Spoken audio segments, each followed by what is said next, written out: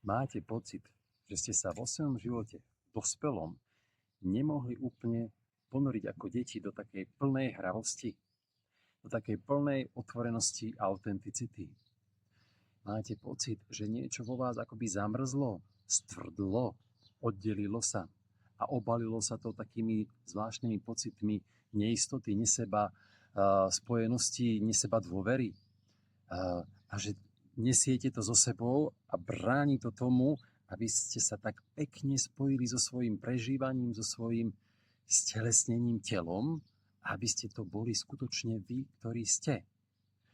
A toto, čo teraz opisujem, že som stretol veľa ľudí, ktorí to mali a ja sám som sa s tým musel v sebe vysporiadať a mne veľmi pomohla práve akási deloha, maternica hry, ktorá mi pomohla otvoriť ten zatvorený, stuhnutý vnútorný stav a vytvoriť úplne nové dráhy, nové synapsy, nové prepojenia a vpustiť dnu toho, kto som.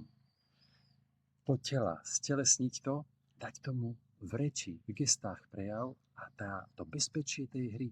To nie je na výkon orientované, nie je na kontrolu orientované, ale na seba spojenie, na vzájomné prepojenie a na milión chýb. A toto nám mnohým akoby chýba, pretože v minulosti to bolo nastavené na kontrolu, na porovnávanie, na hodnotenie. A táto časť si pýta uvoľniť. A to je práve hra, ktorá mne pomohla. A preto všetkých ľudí, ktorých naokolo stretávam, pozývam, poďte do toho pola hry sa zintegrovať, otvoriť, rozšíriť pozornosť, stelesniť, zintegrovať. Preto je tu laboratórium hry.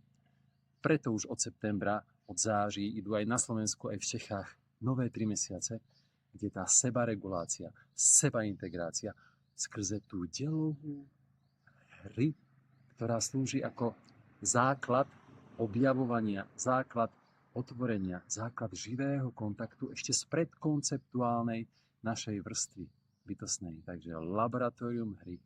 Príďte. Čerstvá skupina teraz sa otvára. 2.